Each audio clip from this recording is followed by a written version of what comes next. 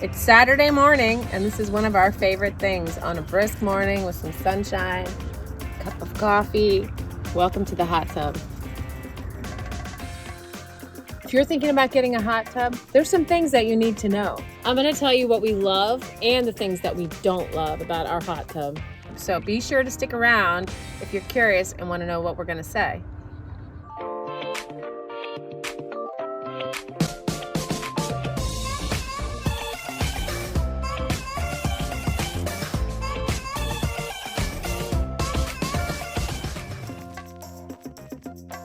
So we had looked at a bunch of hot tubs that had lounge seats, which would have been really nice for one person, but not nice for the group. And since we're a large family, I really love the communal nature of the hot tub, that everyone faces to the center. And we generally always get in as a group to spend time as a family or with friends.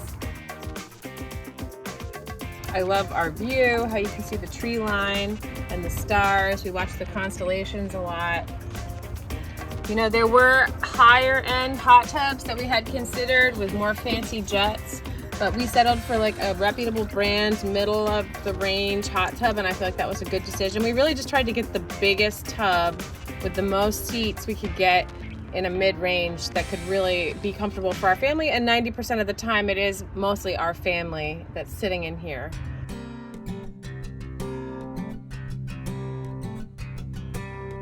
You know, the one thing I don't love is I don't feel like we really nailed the cover problem, what to do with our cover when we're in the tub.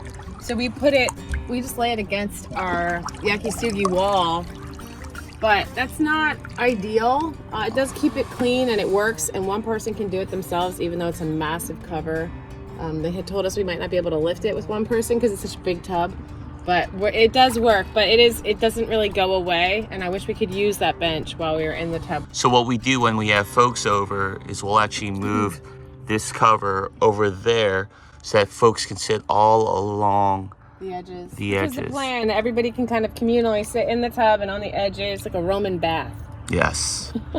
Or an Asian bath. Or an Asian bath.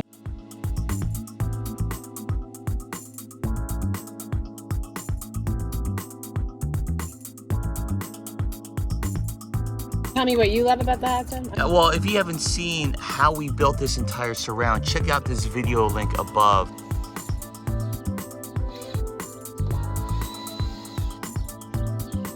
One of our favorite pastimes is hitting up the hot tubs in the morning, and we love that you can go right from our bedroom here.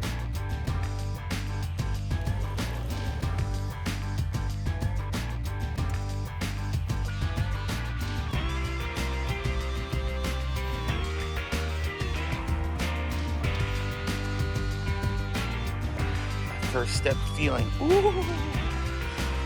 Turn some jets on. Perfect morning. But my coffee's over there. So here's what we love about this hot tub. Now it's a Hot Springs Pulse, Limelight Pulse. It's kind of in the middle of the range, but it also has the saltwater system, okay, which means we don't have to manually add chlorine. Now what we love about it is once you get it rolling, the saltwater system is purring and creating its own chlorine. So really we haven't had to manually add any chlorine to this. It's been saltwater, it feels great. The thing that we don't love is that it takes a while to learn how to balance the chemicals to get your saltwater system to start purring and operating efficiently. So it's going to take a learning curve to get that saltwater system going, but once you do, it's great. The first couple of months were tough, right? Really? Yeah, until we got the hang of it. Look for a tub that has foot jets. I didn't know I needed them before. A lot of tubs actually don't have foot jets. Those are a game changer. Other thing we love about this hot tub is it's about 25 degrees. It snowed today. There's snow all around us. We use this hot tub year round. And I would say that our peak enjoyment season of the hot tub is right now in the dead of winter. It's like living at a spa. A lot of folks and maybe friends were saying that we wouldn't be using our hot tub that often, but the truth is, in the winter we're in here several days a week. Even in the summer we'll come in here in the morning, so we've definitely used this way more than a pool. I wish it was just a little bit bigger. There are some that are slightly bigger that's going to add probably several $1,000s to your budget. And the biggest one has lounge seats, right, that turn sideways. Exactly. So then you lose 2 seats. 95% of the time it's Noelle and I or just the kids, and it's plenty of space. It's comfortable, our legs don't get in the way. But that would be the one thing. I would love to have a 20-person hot tub. So maybe I should just get a pool. I don't think that's realistic to heat a 20-person hot tub. You got a swim spa at that point. That's right. It's called a swim spa. People are always wondering about the cost of a hot tub.